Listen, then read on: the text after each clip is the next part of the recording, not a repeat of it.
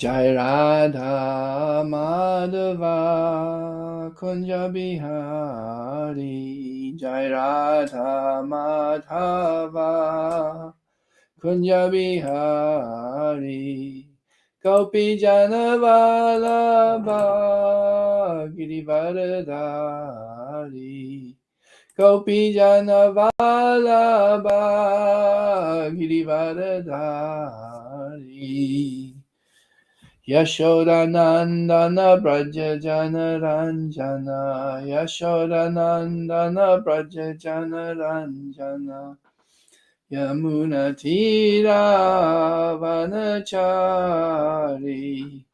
Yamuna Tira Vanachari Jaya Radha Madhava Kunja Bihari Jai Radha Madhava Kunja Bihari Gopi Jana Vallabha Girivaradari Gopi Jana Vallabha Girivaradari Yashodanandana Braja Jana Ranjana Yashodanandana Braja Jana Ranjana Yamuna Tira Vanachari Hare Krishna Krishna Krishna Hare Hare Hare Rama Rama Rama Hare Hare Hare Krishna Krishna Krishna Hare Hare Hare Rama Rama Rama Hare Hare Hare Krishna Krishna Krishna Hare Hare Hare Rama Rama Rama Hare Hare Hare Krishna Krishna Krishna Hare Hare Hare Rama Rama Rama Hare Hare Jaya Prabhupada Jaya Prabhupada Jaya Prabhupada Jaya Prabhupada Jaya Vishnupad Paramahamsa Parivrajikacharya Astotra Shadashi Shrimad His Divine Grace A.C. Bhaktivedanta Swami Srila Prabhupada Ki Jai Ananda Koti Vaishnava Vrinda Ki Jai Namacharya Srila Haridas Thakur Ki Jai Prams Gaho Shri Krishna Chaitanya Prabhu Nityananda Shri Advaita Gadadha Shivasadi Gaura Bhaktivinoda Ki Jai Shri Radha Krishna Go Gopinath Shamakund Radhakund Giri Govardhan Ki Jai Shri Vrindavan Dan Ki Jai Navadvip Mahapur Dan Ki Jai Ganga Mai Ki Jai Yamuna Mai Ki Jai Tulasi Devi Maharani Ki Jai Samaveta Bhaktivinoda Ki Jai. All glories to all the assembled devotees. All glories to all the assembled devotees. All glories to all the assembled devotees. All glories to Sri Sri Guru and Sri Gauranga. All glories to Srila Prabhupada. Okay. So let's share our screen here.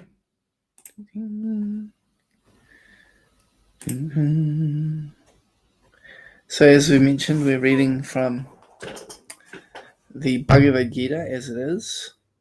Introduction. By His Divine Grace A.C. Bhaktivedanta Swami Srila Prabhupada Ki Jai. Just scrolling down, it's not exactly where I thought I was up to.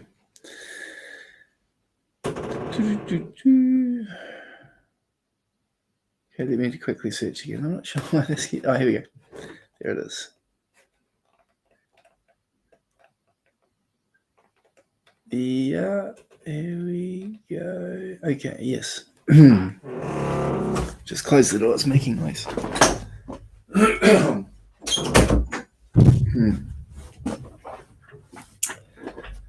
Om Namo Bhagavate Vasudevaya.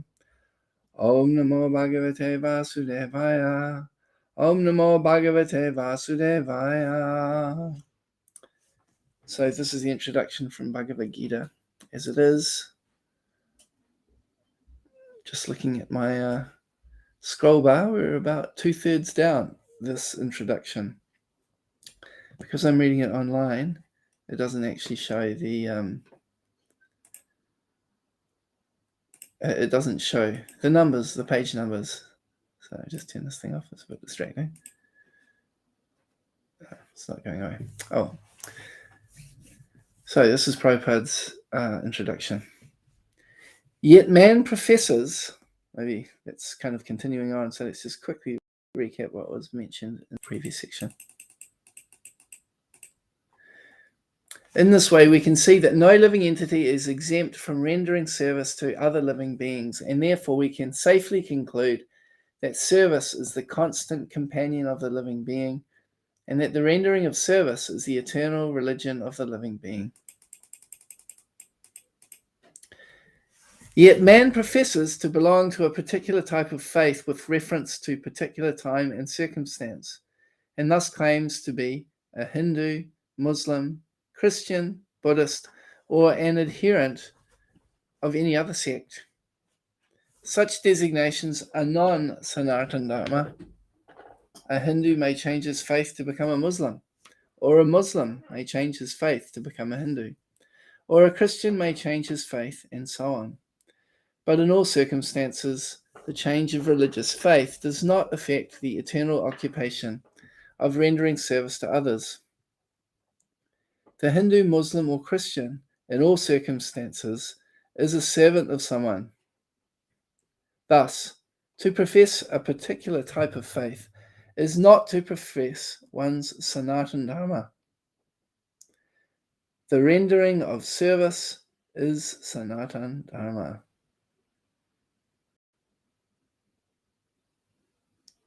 So let's start from here. So Prabhupada made this point many times that Krishna consciousness is not a kind of religion, a type of faith, because all of these types of religions, as mentioned in this introduction, have a beginning and an end in history. They are not actually eternal. They may be manifestations of what may be related to Sanatana Dharma for a particular time and place.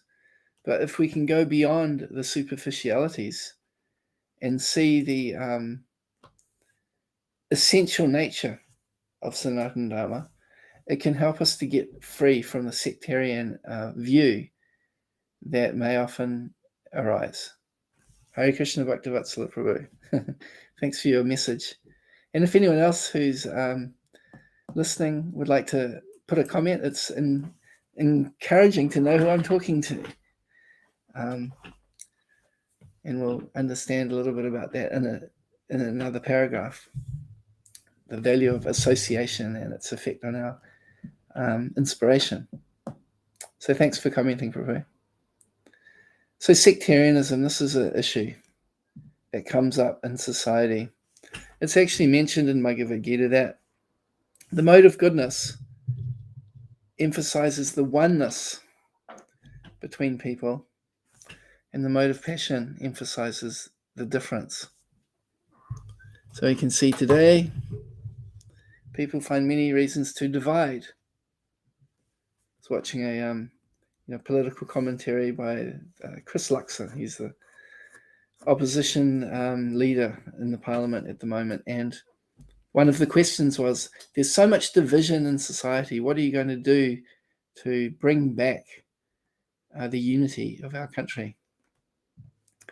And he's actually a Christian man, but he didn't mention the real answer, which is that we need to have a common service to God.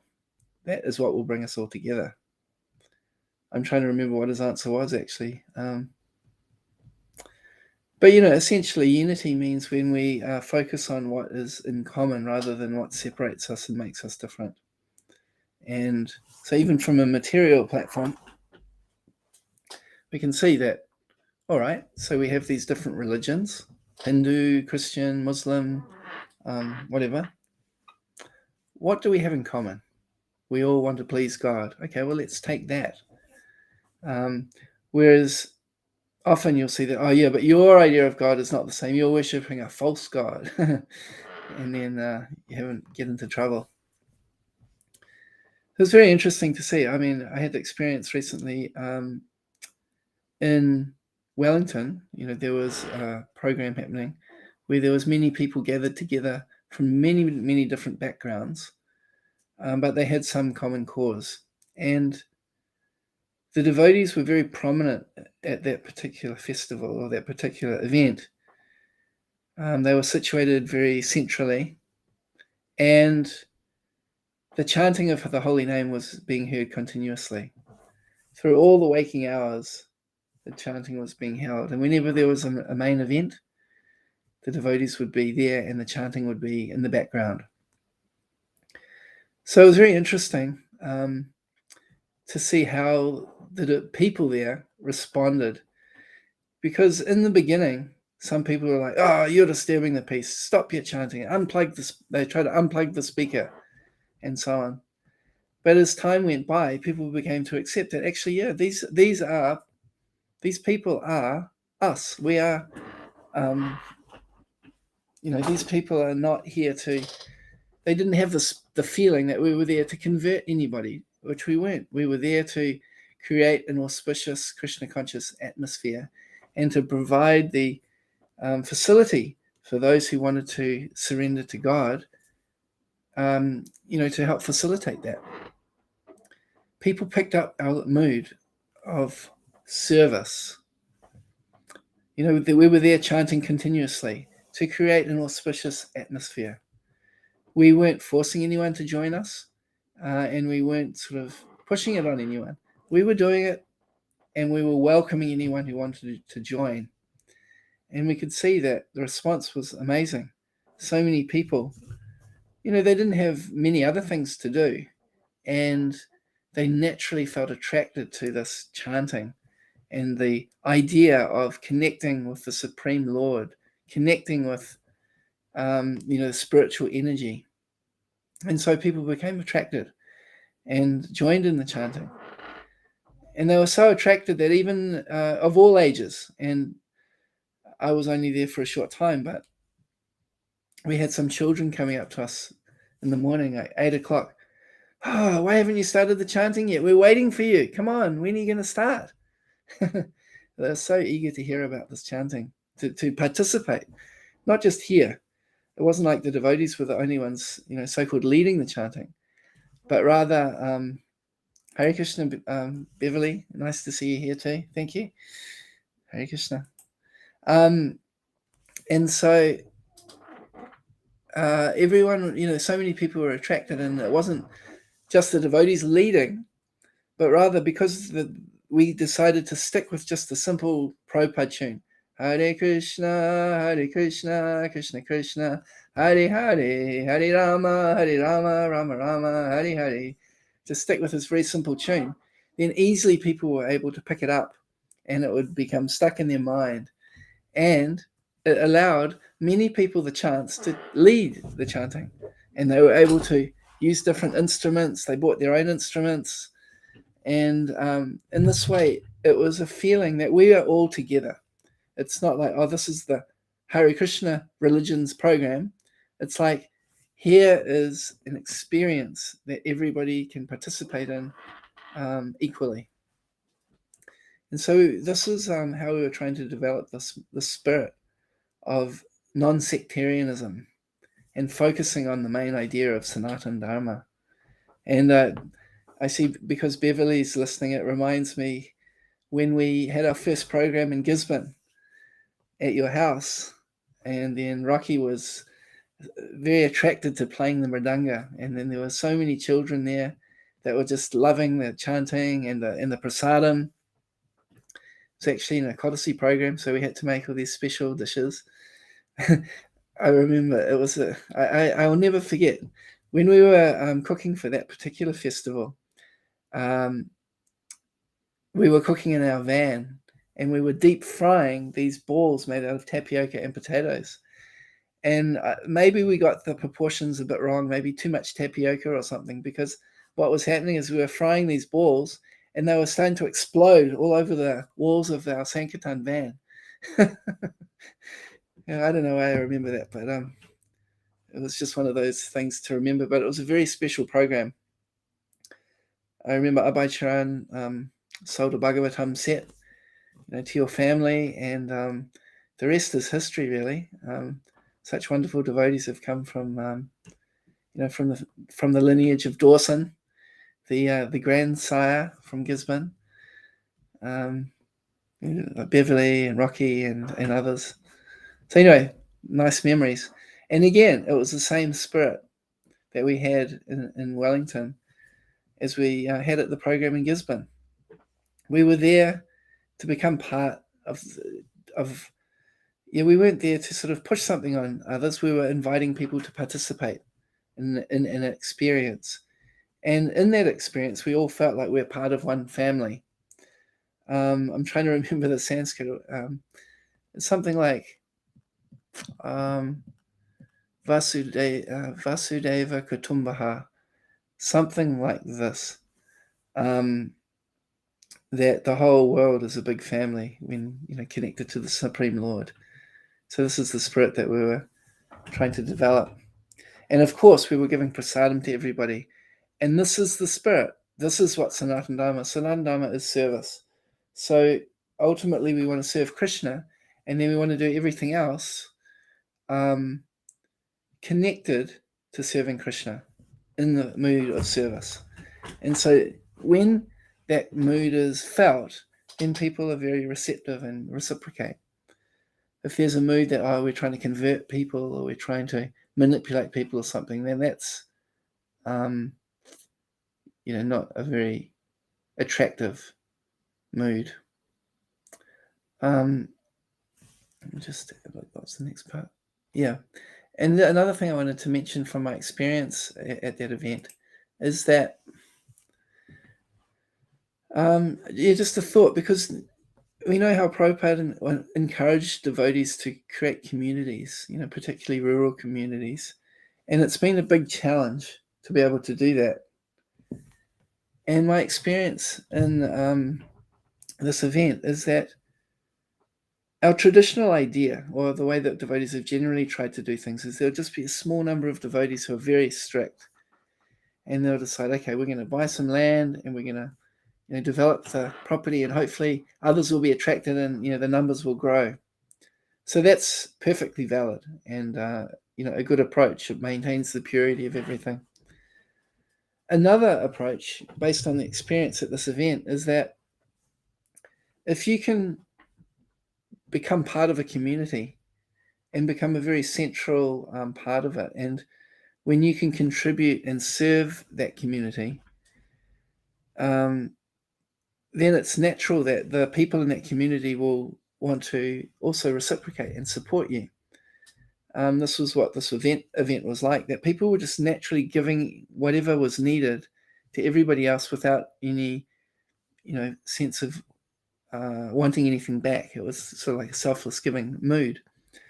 So when you can find a community where you can just give and help others in different ways, while maintaining the purity of your Krishna conscious practices of the chanting and the eating prasadam, then naturally the community will be favorable to the devotees, and many will start to participate. Because especially, if you're trying to develop a rural community, and I was discussing this with Buddhimanta Prabhu yesterday, when you're trying to develop a community, forget about rural or whatever, but just a community, if you can, so I lost my train of thought a little bit there. Yeah, so rather than sort of building up from a small number of people and then trying to expand that group, if you can start with the group that's already there, but you can just provide a focus, that's what it was, yes. So Buddhi was making the point that there are many people now who want an alternative way of life. They're interested in living in a rural community or some sort of alternative community, with people of a like mind. And this is the key point. that when people go and live in the country and they start growing their vegetables, without a central point, it's very hard to keep the community together.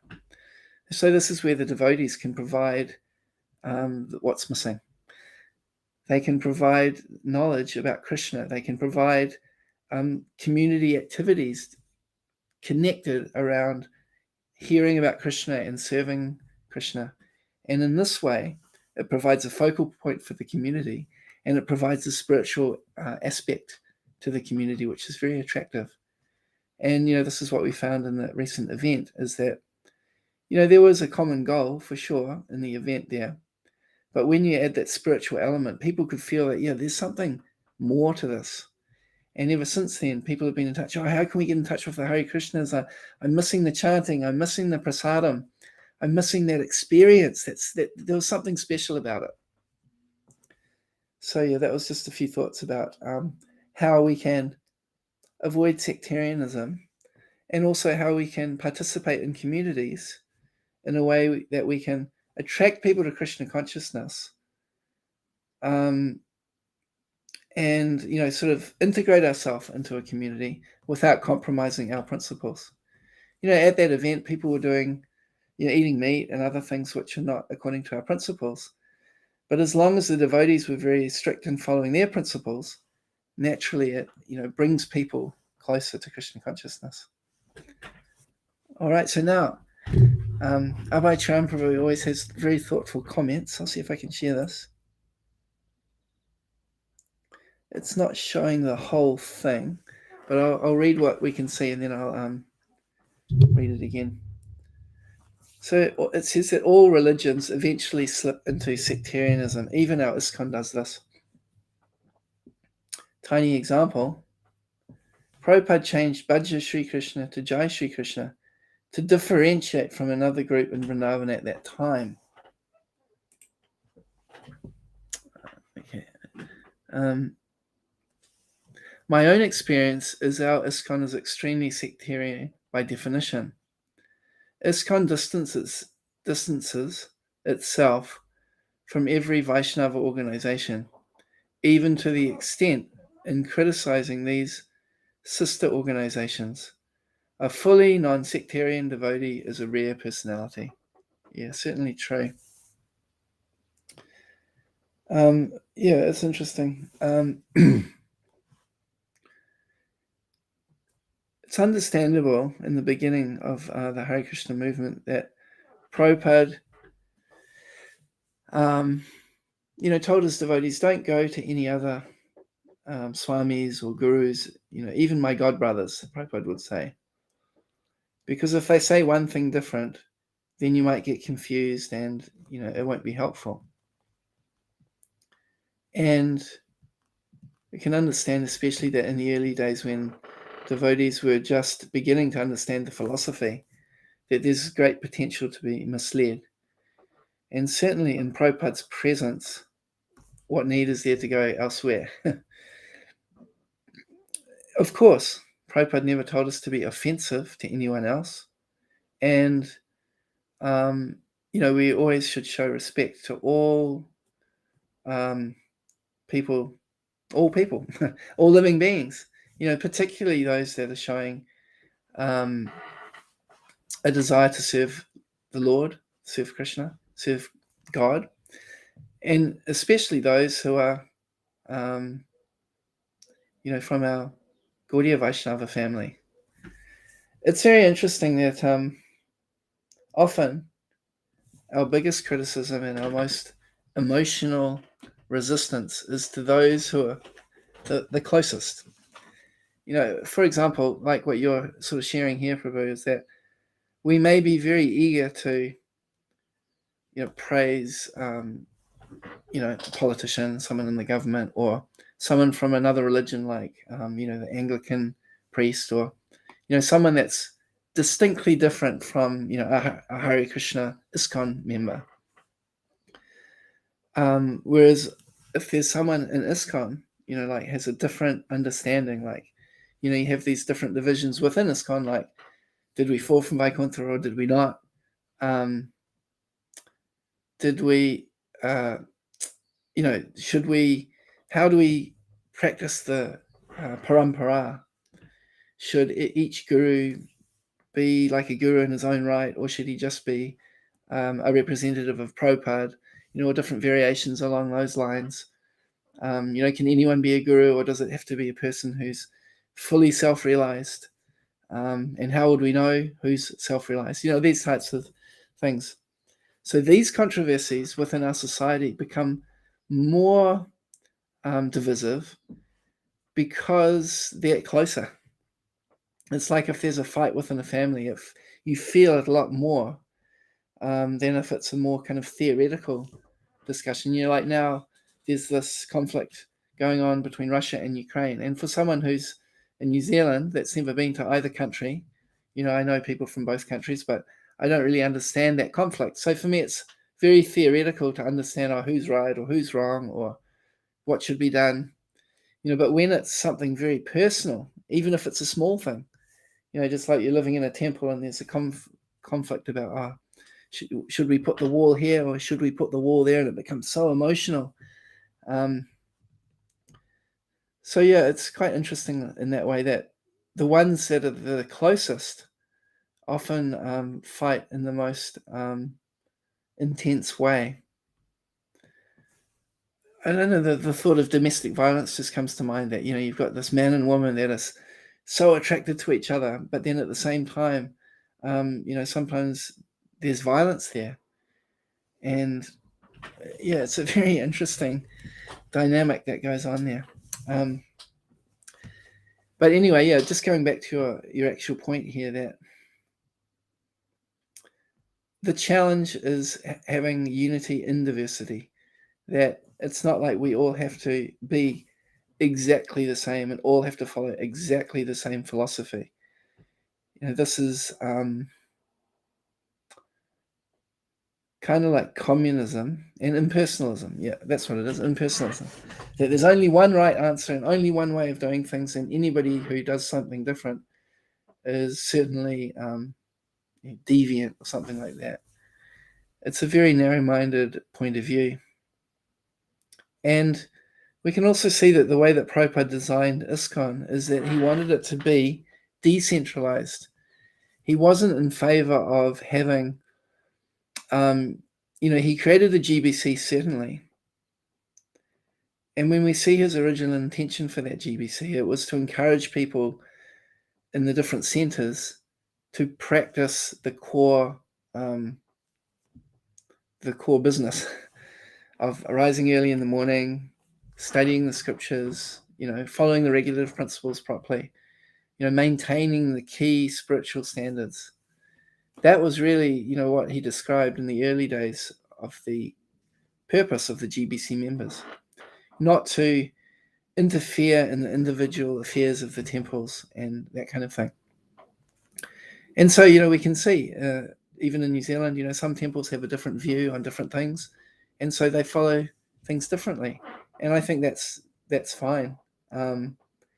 We may have a strong opinion about something, so therefore, we can go to a temple that aligns more with our view, and in this way we can continue our Krishna consciousness peacefully.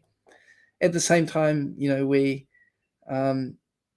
can and we should debate contentious issues, but we should always try to keep the respect there. And there will always be differences, but at the end of the day, we need to remember that the ultimate binding factor is that we're all servants of God, and we're all trying our best according to our previous conditioning and so on to practice Krishna consciousness. And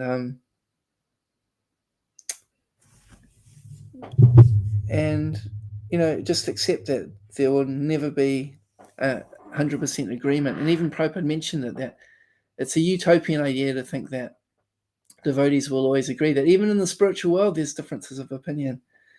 And that's just part of personalism.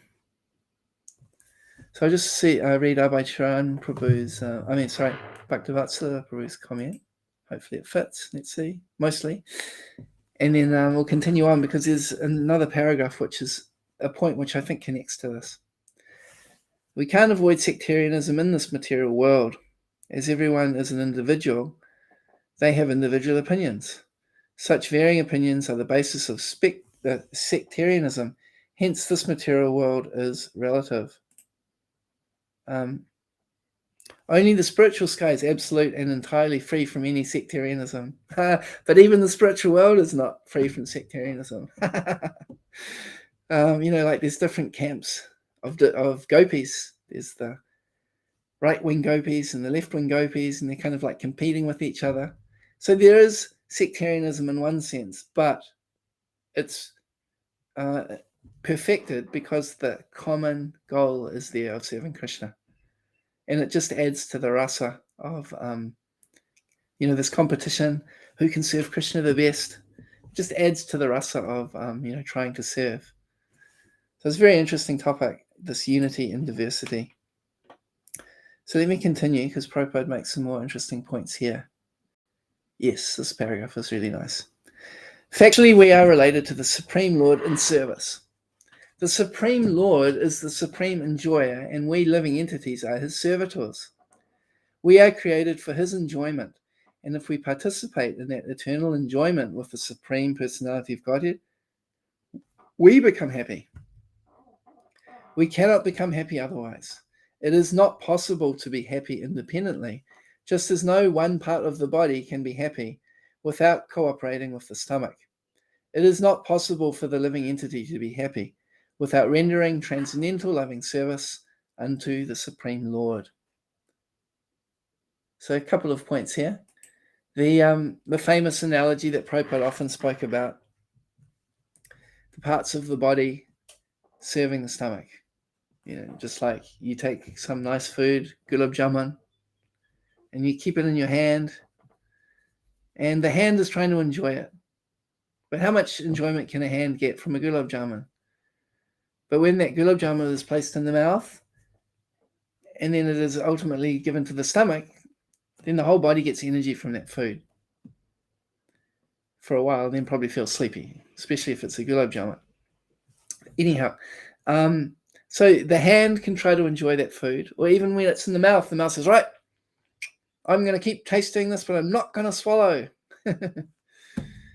And, there's a drama, which is the parts of the body go on strike, and all the parts of the body say, we're not going to give the food to the stomach anymore because he always gets everything.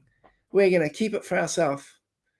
And, of course, then gradually the body starts to become very weak and tired and, loses energy. And then again, when that food is given to the stomach, the whole body becomes nourished and everything becomes alive again and enlivened.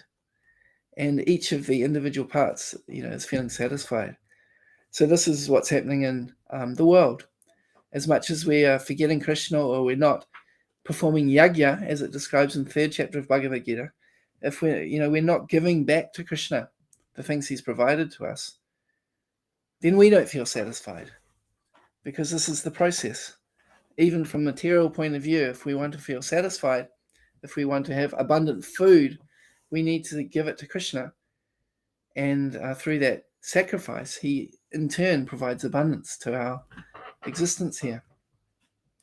The other analogy, of course, is watering the leaves of a tree doesn't achieve any objective, but by watering the root of the tree, the whole tree becomes satisfied. So, again, we're talking about the sectarianism idea. I'm going to keep all the water for this leaf, because this leaf is the leaf of my family, or this is the leaf of my religion, or this is the leaf of my belief system, and so on. It doesn't achieve any objective. But if we can all serve Krishna, it provides that unity in the diversity, and everyone becomes nourished. And even if there are differences of opinion, that core unifying factor of serving the Supreme Personality of Godhead can overcome any differences. And even if there is a branch over here and a branch over here, and they may be a little bit separated because, they're a bit incompatible, Still, because they're all connected to the tree of serving Krishna, then both of them can feel some nourishment and satisfaction from that service. I mean, in one way, that's what the Varnashram system is as well. Varnashram system is not kind of like an impersonalism or a communism type of life where everyone has to be equal and everyone has to be the same, but rather there's different groups of people and they associate with people of a similar mindset, and then they can be peaceful. And then they interact with the other groups in society in a way which is supportive and encouraging, rather than trying to make the others like me or trying to bring down the others. That we stay peaceful and happy within our own circle, within our own community, you could say, and then we interact with the other communities in the way that is encouraging and is supportive for everybody. Just like the Kshatriyas, they take advice from the Brahmanas and they value that and they give donations, and then the Brahmanas in turn, they give donations to the others, who are in need or whatever. And then the Kshatriyas who are in charge, we've seen there's been revolutions. These leaders, they're doing the wrong thing, and then the other people want to pull them down. So in the Varnashram system, the Brahmanas, they support the leaders, they give them good advice. The Vaishyas, the business people, rather than trying to convert everything into a business, they appreciate that the Brahmanas are giving good advice. The Kshatriyas are out there to protect people, and they focus their attention on, doing their business under the guidance and protection of the Kshatriyas, protecting cows, providing the, abundance that society needs. And then the Shudras, because they're looked after nicely and given everything they need by the Vaishyas, protected by the Kshatriyas, getting good advice from the Brahmanas, everyone's participating in their own way to support everybody else. Then everyone becomes happy. Not that we're trying to drag everyone down to our level, or, I don't like the way they're doing it. Okay, let's forget about these Kshatriyas. Let's run the society as a business, or run the temple as a business, or, whatever it is. There's so many different permutations of how to do things. But in this Varnashram system, the idea is each person accepts their nature, they associate with people in the appropriate way, and, we have this very nice separation, this, what's it called again? Diversity, but we also have the unity, how we're supporting each other. All right, here's a comment from Amyatma Prabhu. Very valuable comments. I'll just share it, and then when I can't read anymore, I'll just make it go away. Really valuable points, Prabhu. I'm in Perth. Well done, Prabhu. You made it back. Somehow you managed to navigate these interesting times with all restrictions and everything, and you're able to get back. I'm in Perth, and I was about to chant my rounds, but I became inspired to listen to your class. Well, I hope that your rounds will be inspired, and I hope that my class doesn't, cause any difficulty in your sadhana. But thank you for that comment. And you said, I had the fortune of meeting up with Jai Srila Prabhu before I left New Zealand. I found his book on rescue remedies a couple of days ago.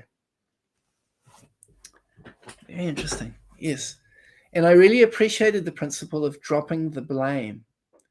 The key point being that the challenge is to take full responsibility for our own behavior and ultimately Krishna consciousness. In other words, it seems to be our biggest challenge is to be the kind of Vaishnava that we would like everyone else to be. The greatest circle of influence is our own character, behavior, and example. Srila Prabhupada has set that standard for all of us. Who you are speaks louder than what you say.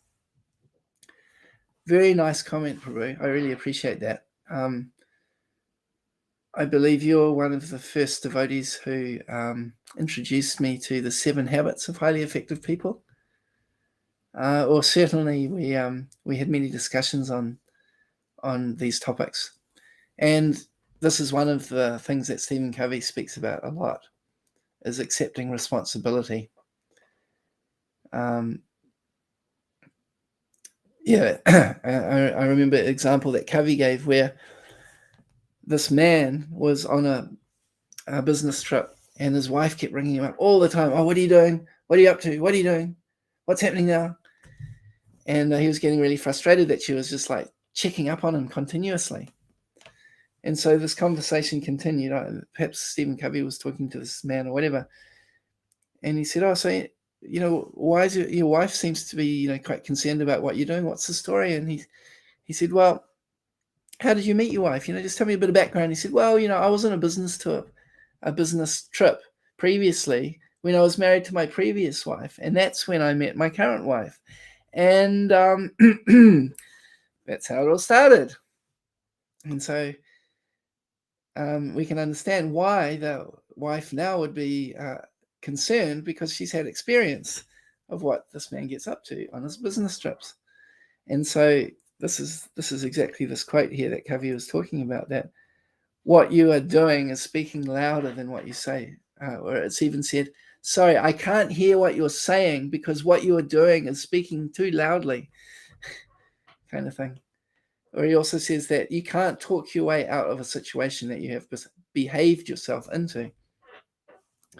So yeah, it's very important. And then I think the key point you're bringing out here about dropping the blame is that it's very easy to create this sectarianism, and what is the gist of it? It's basically criticizing others. And instead of criticizing others, really to look and see how can we individually, like what can I do that will help to bring the unity? What can I do that will help to make things better? Of course, we don't want to have these Pollyanna rose-colored glasses where we think, oh, everything's all great. We recognize when there's something that's not right.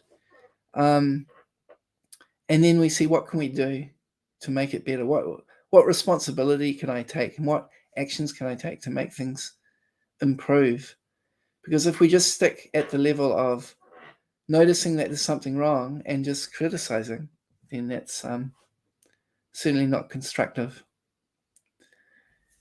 And coming back to this paragraph which I just read, I really liked it when I read it, because it's saying here that Krishna's the greatest enjoyer, and if we associate with him, we'll be happy. So this is a key, that by serving Krishna, it's not like he's going to enjoy everything and we're going to suffer.